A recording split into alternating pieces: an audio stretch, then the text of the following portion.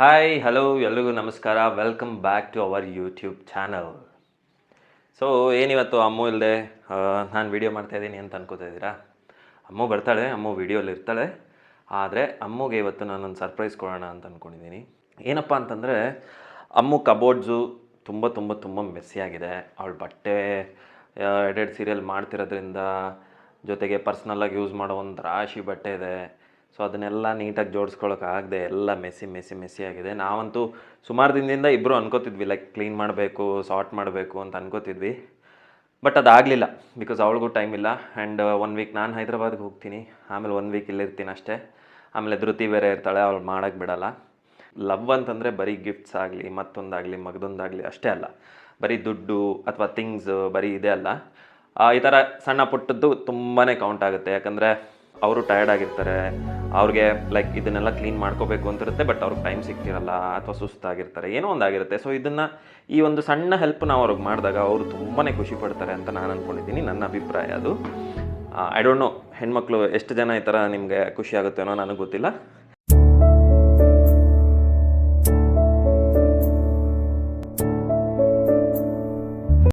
Hi, ನಮಸ್ಕಾರ ಎಲ್ರಿಗೂ. So ನಾನು ಮತ್ತೆ ರಘು ಇವತ್ತು ತುಂಬಾ ದಿವಸದಿಂದ ಪೆಂಡಿಂಗ್ ಇರೋ ಒಂದು ಕೆಲಸನ ಮಾಡಿ ಮುಗಿಸೋಣ ಅಂತ ಅನ್ಕೊಂಡಿದ್ದೀವಿ. ಅದೇನು ಅಂತ ಯೋಚನೆ ಮಾಡ್ತಾ ಇದ್ದೀರಾ? ನನ್ನ ಕಬೋರ್ಡ್ನ ಸಾರ್ಟ್ ಮಾಡಬೇಕು ಅಂತ ತುಂಬಾ ದಿವಸದಿಂದ ಅನ್ಕೋತಾನೆ ಇದ್ವಿ, ಬಟ್ ಆಗ್ತಾ ಇರಲಿಲ್ಲ, ಟೈಮೇ ಸಾಕಾಗ್ತಿರ್ಲಿಲ್ಲ. ಸೊ ಹಾಗಾಗಿ ಫೈನಲಿ ಇವತ್ತು ಕ್ಲೀನ್ ಮಾಡೋಣ ಅಂತ ಅನ್ಕೊಂಡಿದ್ದೀವಿ. ಆದರೆ ಅದಕ್ಕಿಂತ ಮುಂಚೆ ನಾನು ನಿಮಗೆ ಒಂದು ಪ್ರಾಡಕ್ಟ್ನ ತೋರಿಸೋಣ ಅಂತ ಬಂದಿದ್ದೀನಿ.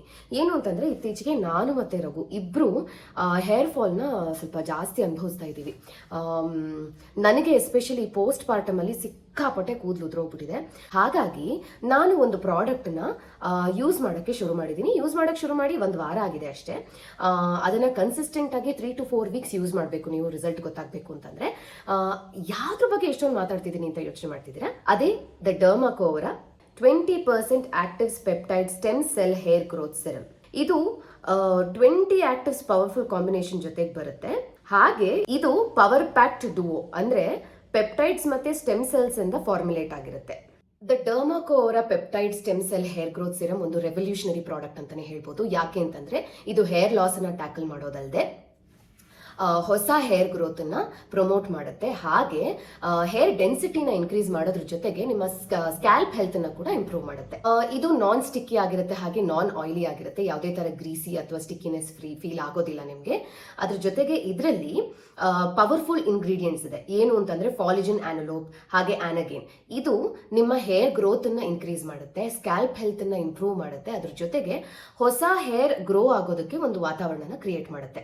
ದ ಬೆಸ್ಟ್ ಪಾರ್ಟ್ ಏನು ಅಂತಂದ್ರೆ, ಇದರಲ್ಲಿ ರಿಡೆನ್ಸಿಲ್ ಇದೆ. ರಿಡೆನ್ಸಿಲ್ ಅಂತಂದ್ರೆ ಪ್ಲಾಂಟ್ ಬೇಸ್ಡ್ ಕಾಂಪೌಂಡ್ ಅಂತಾರೆ. ಇದು ಡೈರೆಕ್ಟ್ ಆಗಿ ಸ್ಟೆಮ್ ಸೆಲ್ಸ್ ನ ಟಾರ್ಗೆಟ್ ಮಾಡುತ್ತೆ. ಹಾಗೆ ಫಾಲಿಕಲ್ಸ್ ನ ರಿಯಾಕ್ಟಿವೇಟ್ ಮಾಡೋದ್ರ ಜೊತೆಗೆ ಹೇರ್ ಡೆನ್ಸಿಟಿನ ಇಂಪ್ರೂವ್ ಮಾಡ್ತಾ ಸ್ಕ್ಯಾಲ್ಪ್ ಹೆಲ್ತ್ ಅನ್ನ ಕೂಡ ನೋಡ್ಕೊಳ್ಳುತ್ತೆ.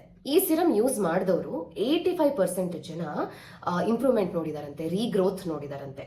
ಸೊ ಇದನ್ನ ಹಚ್ಕೊಳ್ಳೋದು ಹೇಗೆ ಅಂತ ನಾನು ಇವತ್ತು ತೋರಿಸ್ಬಿಡ್ತೀನಿ.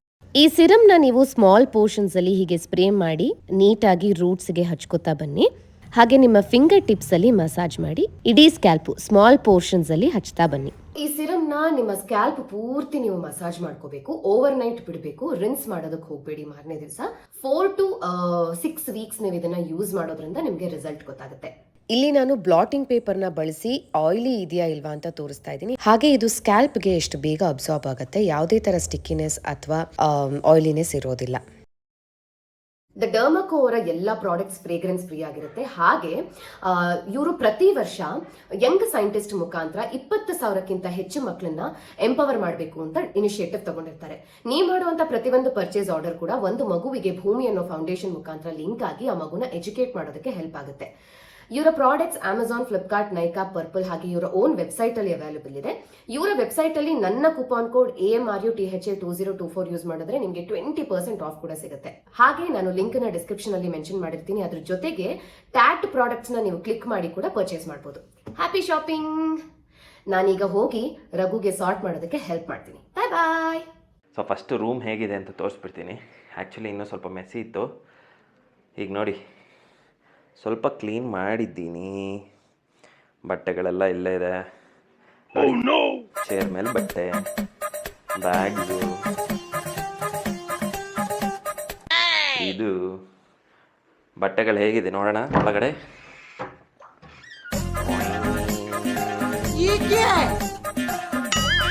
Messi, full messy. ಯಾವ್ದು ಎಲ್ಲಿದೆ ಅಂತ ಗೊತ್ತಿಲ್ಲ, ಯಾವ್ದು ಹೆಂಗೆ ಜೋಡಿಸೋದು ಅಂತ ಗೊತ್ತಿಲ್ಲ. ಸೊ ಇಲ್ಲೊಂದು ಕಬೋರ್ಡ್ ಇದೆ.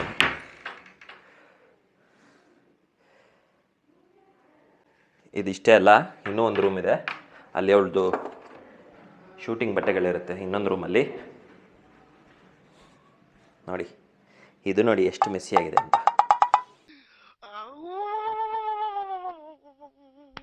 ಇದೊಂಥರ ಸ್ಟೋರ್ ರೂಮ್. ಬರೋ ಬಟ್ಟೆ, ಸ್ಯಾರಿ ಎಲ್ಲ ಇಲ್ಲೇ ಇರುತ್ತೆ.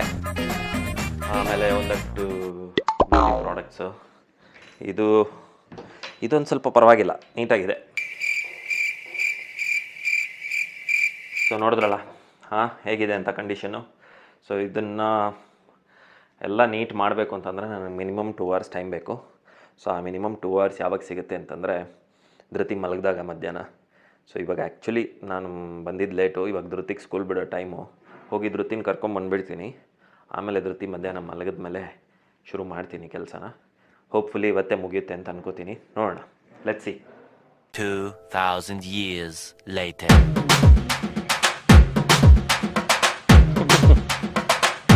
నాకు అర్థం కాలేదు సార్.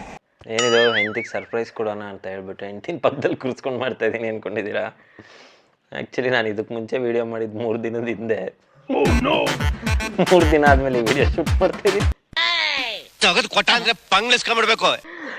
ಅವತ್ತು ಧೃತಿನ ಸ್ಕೂಲ್ಗೆ ಬಿಟ್ಬಿಟ್ಟು ಬಂದು ಅಣ್ಣ ಮಧ್ಯಾಹ್ನ ಮಲಗಿಸಿ ನಿನಗೆ ರೂಮೆಲ್ಲ ಕ್ಲೀನ್ ಮಾಡಿಕೊಟ್ಟು ಸರ್ಪ್ರೈಸ್ ಕೊಡೋಣ ಅಂತ ಅಂದ್ಕೊಂಡೆ ಮೊನ್ನೆ. ಅದಾಗಲಿಲ್ಲ, ಮಲ್ಕೊಂಡ್ಬಿಟ್ಟೆ ಅವತ್ತು. ಹೊಟ್ಟೆ ತುಂಬ ತಂಗ್ಲಿಟ್ಟು ನುಂಗ್ಬಿಡ್ತಾವೆ. ಬಸ್ಸಲ್ಲಿ ಕಿಟಕಿ ಪಕ್ಕದಲ್ಲಿ ಸೀಟ್ ಇಟ್ಕೊಂಡ್ಬಿಟ್ಟು ಗೋರ್ ಗೋರ್ ಅಂತ ಗೊರ್ಕೆ ಹೊಡಿತಾವೆ. ಅದಾದ್ಮೇಲೆ next 2 days I was too busy ಇನ್ನು. ಸೊ ನನಗನ್ನಿಸ್ತು, ಸೊ ಮೇ ಬಿ ಬರೆದಿಟ್ಬಿಟ್ಟಿದೆ ಅಂತ ಅನ್ಸುತ್ತೆ. ಇವಳ ಜೊತೆನೇ ಬ್ಲಾಗ್ ಮಾಡಬೇಕು ಅಂತ ಬರೆದಿಟ್ಬಿಟ್ಟಿದೆ ಅನ್ಸುತ್ತೆ. ಸೊ ಅದಕ್ಕೆ ರಾತ್ರಿ 10:00 ಶುರು ಮಾಡ್ತಾ ಇದ್ದೀವಿ ವ್ಲಾಗ್ನ. ಈಗ ಸಮಯ 10:30. ಸರಿ, ಈಗ ಬೇಗ ಫಸ್ಟ್ ನೋಡಿ, ಒಂದಷ್ಟು ಪ್ಯಾಂಟ್ಸ್ ಗುಡ್ಡೆ ಹಾಕೊಂಡಿದ್ದೀವಿ. ಒಂದೊಂದೇ ರೋ ಖಾಲಿ ಮಾಡ್ಕೊಂಬರೋಣ ಅಂತ. ಸೊ ಫಸ್ಟ್ ಯಾವ ಪ್ಯಾಂಟ್ ಬೇಕು, ಯಾವ್ದು ಬೇಡ ಎಲ್ಲ. ಹೇ, ನಾನು ಇನ್ನೊಂದು ವಿಷಯ ಹೇಳಬೇಕು. ಏನಂದ್ರೆ ಇವತ್ತಿನ ನನ್ನ ವಿಡಿಯೋ ಪ್ಯಾಂಟ್ ಆಯ್ತು. ಇವತ್ತಿನ ವಿಡಿಯೋ ಅಲ್ಲ, ಇವತ್ತಿನ ನನ್ನ ವಾರ್ಡ್ರೋಬ್ ಕರ್ಟಸಿ ಯಾರು ಗೊತ್ತಾ? ಯಾರು? ಇದು ನಂದೇ ಟೀ ಶರ್ಟ್. ಚಳಿ ಆಗ್ತಾ ಇತ್ತು. ಇದು ಹಾಕೊಂತೀಯ ಮಗ್ನೆ ನೀನು? ಖಂಡಿತ. ಶಾರ್ಟ್ಸ್ ಪುಟ್ಟ, ಅದು ನನ್ನ ಫೇವ್ರೆಟ್ ಶಾರ್ಟ್ಸ್. ಲಾಸ್ಟ್ ಟೈಮು ಇದೆ ಮಾತಂದೆ, ಬಟ್ ಇದುವರೆಗೂ ಹಾಕಿಲ್ಲ. ಮಗ್ನೆ ಒಳಗಡೆನೆ ಇಟ್ಟು ವಾಸನೆ ಬರ್ತಾ ಇದೆ ಕಂದ. ಇದು ಅದು of course boyfriend shorts. ಅಲ್ಲ, ಬಾಯ್ ಫ್ರೆಂಡ್ ಶಾರ್ಟ್ಸಾ? Boyfriend boyfriend cut. ಹೌದಾ? Boyfriend cut. ನಾನು ಅವನೇ ಅವನಪ್ಪ ಅನ್ಕೊಂಡು. ಇದು ಇದೇನು? ಇವಳು ನೋಡಿ ಎಲ್ಲಾನು ಬೇಕು ಅಂತಲೇ ಯಾವುದು ಹಾಕಲ್ಲ. ಇದೆಲ್ಲ ಹಾಕಿದ್ದೆ ನಾನು ನೋಡಿಲ್ಲ. ಮಸ್ತಾರ್ ಬರ್ದು ಇಡು ಮಗ್ನೆ, ಹಾಕೋತೀನಿ. ಒಂದು ಕವರ್ ರೆಡಿ ಮಾಡ್ಬೇಕಿತ್ತಲ್ಲ ನಾವು.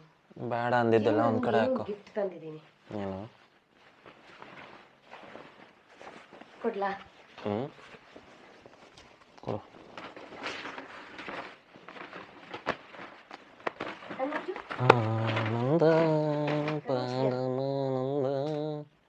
ಏನು ಗಿಫ್ಟು ಗುರು? ಕಂತಿಗೆ. ಹೇ, ನೈಸ್ ಶಾರ್ಟ್ಸ್. ಸ್ಲೀಪ್ ಶಾರ್ಟ್ಸ್ ಚೆನ್ನಾಗಿದೆ ಮಗನೇ, ಚೆನ್ನಾಗಿದೆ. ಹಳೇದೆಲ್ಲ ಎಲೆಕ್ಟ್ರಿಕ್ ಹೋಗ್ಬಿಟ್ಟಿತ್ತು, ಅದಕ್ಕೆ ತಗೊಂಬಂದಿದ್ದಾಳೆ. ಇನ್ನು ಅದನ್ನು ಒರ್ಸಕ್ಕೂ ಆಗಲ್ಲ, ಅಷ್ಟು ಲಡ್ ಆಗಿದೆ ಅದು. ಎಲಾಸ್ಟಿಕ್ ಯಾವ ರೇಂಜ್ ಹೋಗಿದೆ ಅಂದರೆ, ಆ ಶಾರ್ಟ್ಸಲ್ಲಿ ಏನಾದರೂ ಫೋನ್ ಇಟ್ಕೊಂಡ್ರೆ ಚಡಿ ಕೆಳಗೆ ಜೊಯ್ಯನ್ ಜಾರ್ ಮಾಡಿ.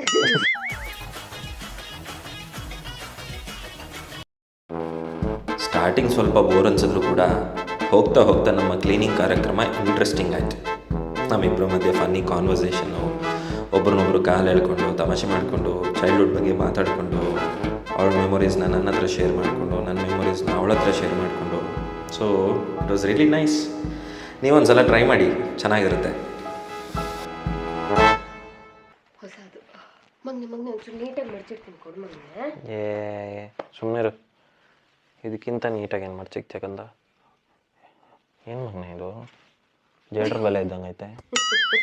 ಏನು ಐತೆ? ಜೇಡ್ರ ಬಲೆ ಇದ್ದಂಗಿದೆ. ಅದು ನಮ್ಮ ಒರಿಜಿನಲ್ ಭಾಷೆ ಬಂದ್ಬಿಡುತ್ತೆ. ಅದೆಲ್ಲ ಒಂದು ಸ್ಲ್ಯಾಂಗ್, ಏನು ಮಾಡಕ್ಕ. ಆಡು ಭಾಷೆ.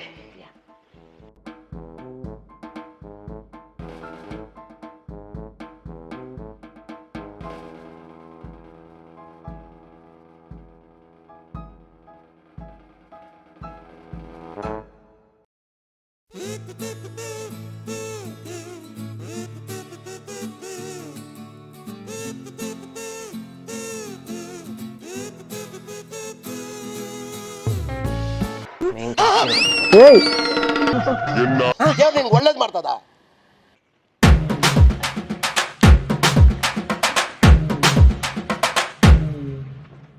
ಅಲ್ಲ ಇಷ್ಟು ಬಟ್ಟೆ ಇಟ್ಕೊಂಡು ಹೊರಗಡೆ ಹಾಕೊಂಡು ನನ್ನ ಹತ್ರ ಯಾವ ಬಟ್ಟೆನೂ ಇಲ್ಲ ಅಂತಾಳೆ ಗುರು. ಅದು ಹಾಕ್ಬಿಡು.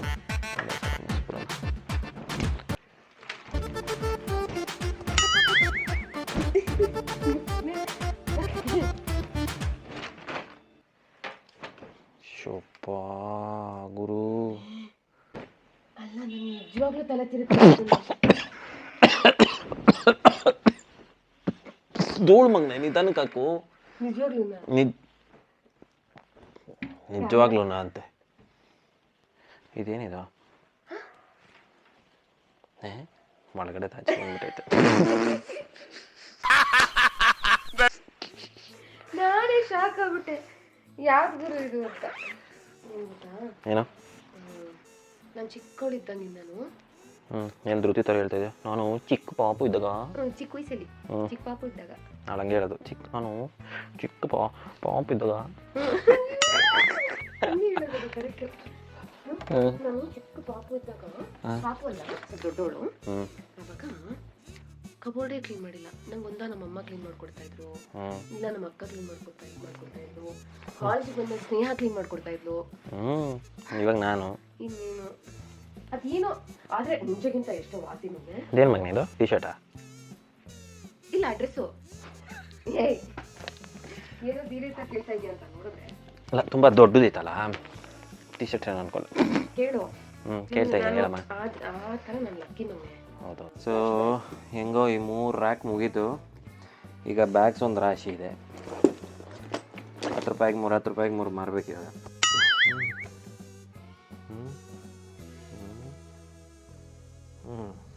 ಇದೆಲ್ಲ ಒಂದು ರೇಂಜಿಗೆ ಜೋಡಿಸಿಟ್ಟಿದ್ದೀವಿ. ಬಟ್ ಇನ್ನೂ ಸುಮಾರು ತಗೊಂಡಿದೆ ಕ್ಲೀನ್ ಮಾಡೋದು.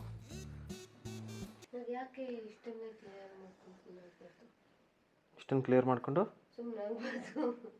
ಅವೆಲ್ಲ ಆಗದಿರೋ ಕೆಲಸ ಇವತ್ತು ಮುಗಿಸೋದೆ. ನೋಡಿ ಇಷ್ಟನ್ನೇ ಕ್ಲಿಯರ್ ಮಾಡ್ಕೊಂಡು ಸುಮ್ಮನೆ ಆಗ್ಬೇಕಂತೆ. ಹಲೋ, ಎಲ್ಲಿದ್ದೀರಾ?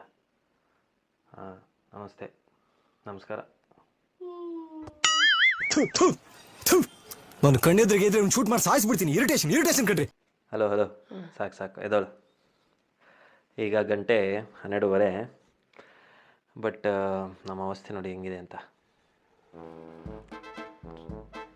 ಇದೆಲ್ಲ ಹಿಂಗೆ ಬಿಟ್ಟಿದ್ದೀವಿ. ಇನ್ನು ಇಲ್ಲೊಬ್ರು ಬಂದು ವಾರ್ನಿಂಗ್ ಬೇರೆ ಕೊಟ್ಟಿದ್ದಾರೆ. ಈ ಫಿಗರ್ ಎಲ್ಲೋ ನೋಡ್ದಂಗೈತಲ್ಲ, ನಂಗೂ ಹಂಗೆ ಅನ್ನಿಸ್ತಾ ಇತ್ತು. ಸೊ ನಾಳೆ ನೈಟ್ ಕಂಟಿನ್ಯೂ ಮಾಡ್ತೀವಿ. ಅಲ್ಲಿವರೆಗೂ ಬಾಯ್.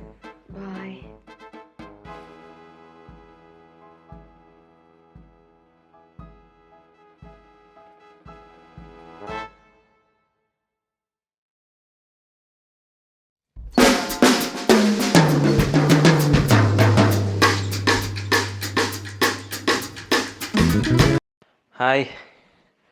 So it's day 2. ಡೇ 2ಲಿ ಅಮ್ಮ ಇವಾಗ ಮಗುನ ಮಲಗ್ಸೋಕೆ ಹೋಗಿದ್ದಾಳೆ.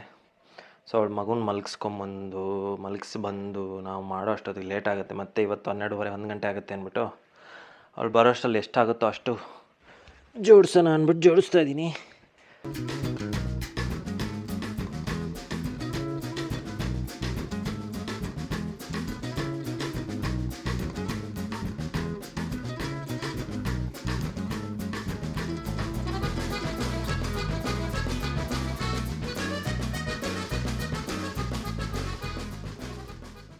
ಲೋಡಲ್ಲಿ ನನ್ನ ಬಟ್ಟೆ ಇಟ್ಟಿದ್ದನ್ನೆಲ್ಲ ತೆಗೆದು ಅಲ್ಲಿ ಇಟ್ಟಾಯಿತು. ಸಾಕಾಗ್ತಾಯಿಲ್ಲ ಸೀರಿಯಸ್. ಸ್ಯಾರಿ ಮುಗೀತು. ಇವಾಗ ಬ್ಲೌಸ್ಗಳಿಗೆ ಜಾಗ ಇಲ್ಲ. ಅದಕ್ಕೆ ಈ ಕಬೋರ್ಡು ಇದೆಲ್ಲ ಡ್ರಾವರೆಲ್ಲ ತೆಗೆದು ನೋಡಿ ಇದೆಲ್ಲ ಇಲ್ಲಿಟ್ಟಿದ್ದೀನಿ ಬ್ಯಾಗ್ಸು.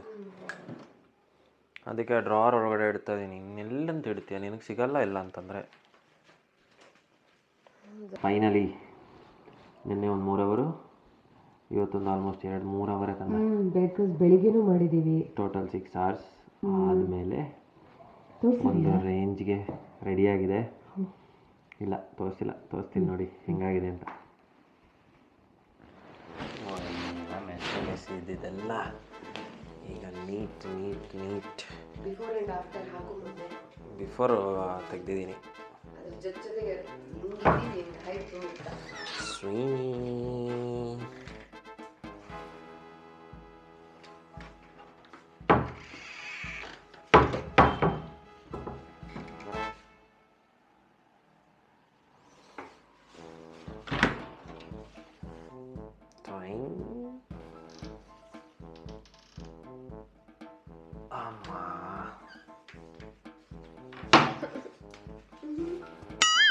ಇದಕ್ಕೆಲ್ಲ ಮೇಡಮೇ ಕಾರಣ. ಏಯ್ ಹತ್ರದಿಂದ ತೋರಿಸ್ತೇನೆ. ಇದಕ್ಕೆಲ್ಲ ಮೇಡಮೇ ಕಾರಣ. ನಾನೇ ಕಾರಣ.